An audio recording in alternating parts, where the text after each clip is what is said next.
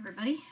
It's been a while since I've made a video, so I'm excited to be back and reading to you. You can see my cat Joe in the background.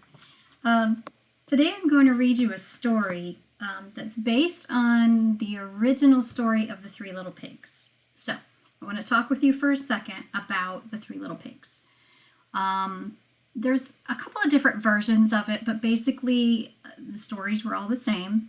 That the three pigs were building houses. One built his house of straw, one built his house of sticks, the other one built his house of bricks.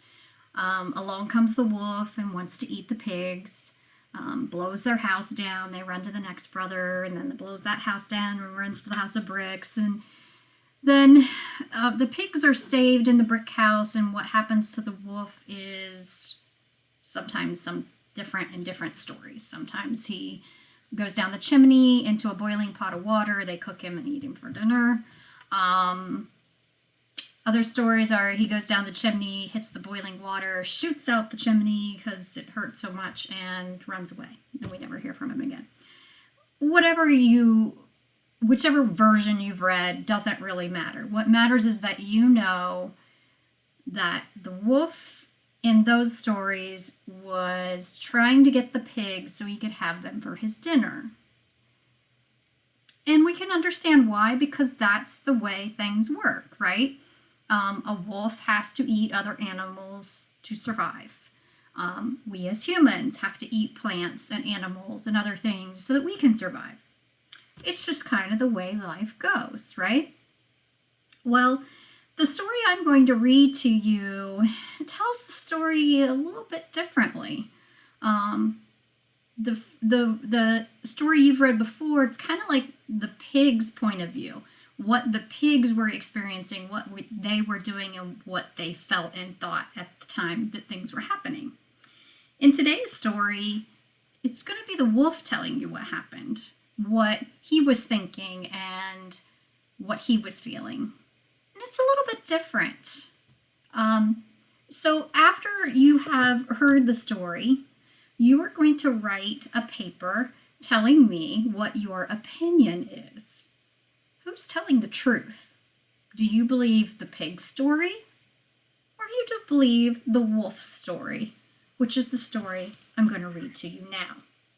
It is called The True Story of the Three Little Pigs. Trying to get used to the camera here. Some of you may have heard the story before. It is fun. Everybody knows the story of the Three Little Pigs, or at least they think they do. But I'll let you in on a little secret.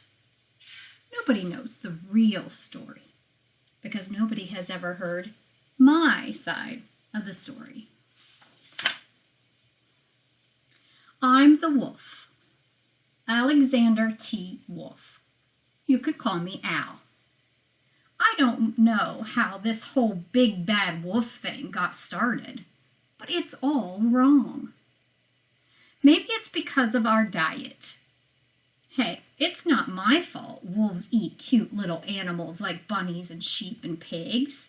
That's just the way we are. If cheeseburgers were cute, folks would probably think you were big and bad too.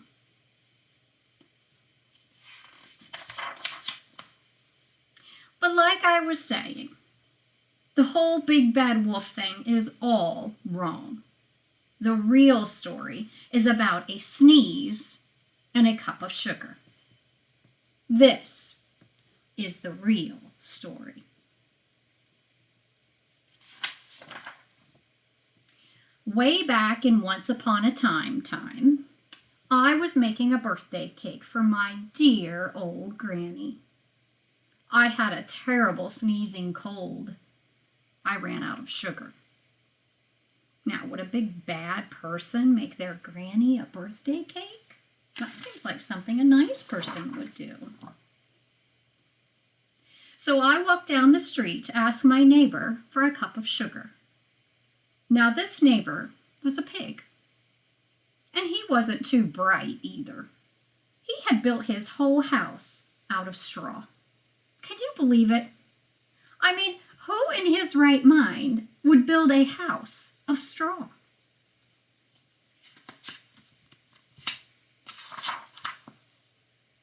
So, of course, the minute I knocked on the door, it fell right in. I didn't want to just walk into someone else's house, so I called, "Little pig? Little pig, are you in?" No answer.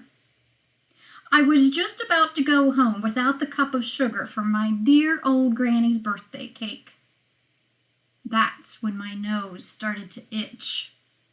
I felt a sneeze coming on. Well, I huffed, and I snuffed, and I sneezed a great sneeze. Poor guy. And do you know what? That whole darn straw house fell down, and right in the middle of the pile of straw was the first little pig, dead as a doornail. He had been home the whole time. It seemed like such a shame to leave a perfectly good ham dinner lying there in the straw, so I ate it up. Think of it as a big cheeseburger just lying there. You know, the pig was already dead. It's not the wolf's fault he sneezed and the house that wasn't built very well fell down. I was feeling a little better, but I still didn't have my cup of sugar. So I went to the next neighbor's house. This neighbor was the first pig's brother. He was a little smarter, but not much. He had built his house of sticks. I rang the bell on the stick house. Nobody answered. I called, "Mr. Pig, Mr. Pig, are you in?" He yelled back, "Go away, wolf. You can't come in. I'm shaving the hairs on my chinny chin chin."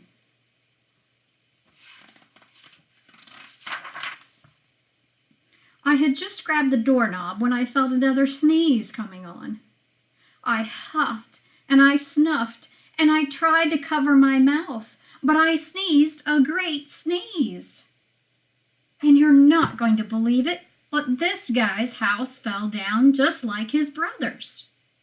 When the dust cleared, there was the second little pig, dead as a doornail, wolf's honor.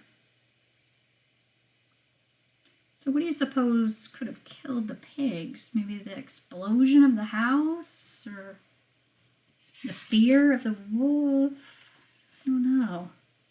Kind of odd they both were dead. Now, you know food will spoil if you just leave it out in the open. So I did the only thing there was to do. I had dinner again. Think of it as a second helping. I was getting awfully full, but my cold was feeling a little better, and I still didn't have that cup of sugar for my dear old granny's birthday cake. So I went to the next house. This guy was the first and second little pig's brother. He must have been the brains of the family. He had built his house of bricks. I knocked on the brick house. No answer. I called, "Mr. Pig, Mr. Pig, are you in?" And do you know what that rude little porker answered?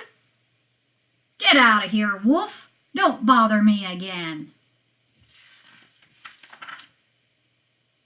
Talk about impolite. He probably had a whole sack full of sugar, and he wouldn't give me even one little cup for my dear, sweet old granny's birthday cake. What a pig. Get it? What a pig. Like he thought. Yeah. I was just about to go home and maybe make a nice birthday card instead of a cake when I felt my cold coming on. I huffed, and I snuffed, and I sneezed once again. Then the third little pig yelled, "And your old granny can sit on a pin." That's very nice.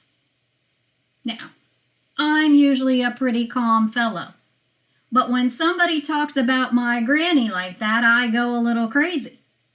When the cops drove up, of course I was trying to break down this pig's door, and the whole time I was huffing and puffing and sneezing and making a real scene.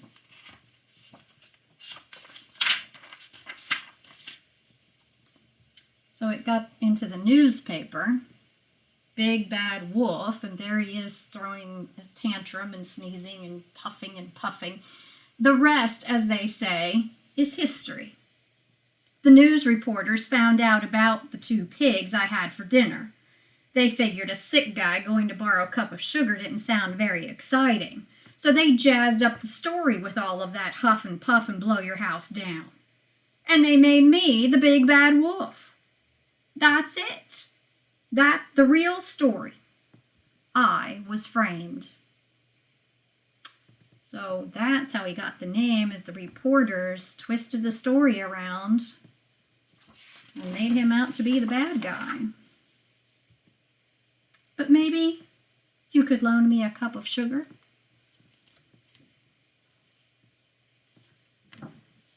So,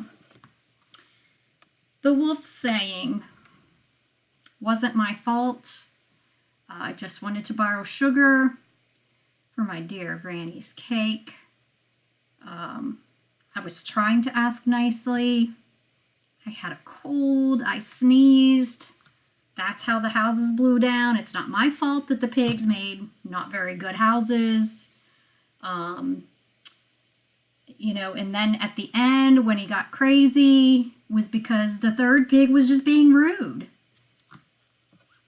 So it's your turn to tell me what you think. Which side of the story do you believe? You have to give me 3 reasons why you think it, and 2 examples for each reason. I attached an example that I made, not about this story, but about Goldilocks and the 3 bears. So I did one as an example for you to look at, and then wrote my story. So you can use that as a sample. The only thing you need to turn in is your final copy. I told you in the directions if you want to turn in a sloppy copy and ask me to check it, I would be happy to do that. If you have any questions about this assignment, please send me an email or a message on Class Dojo.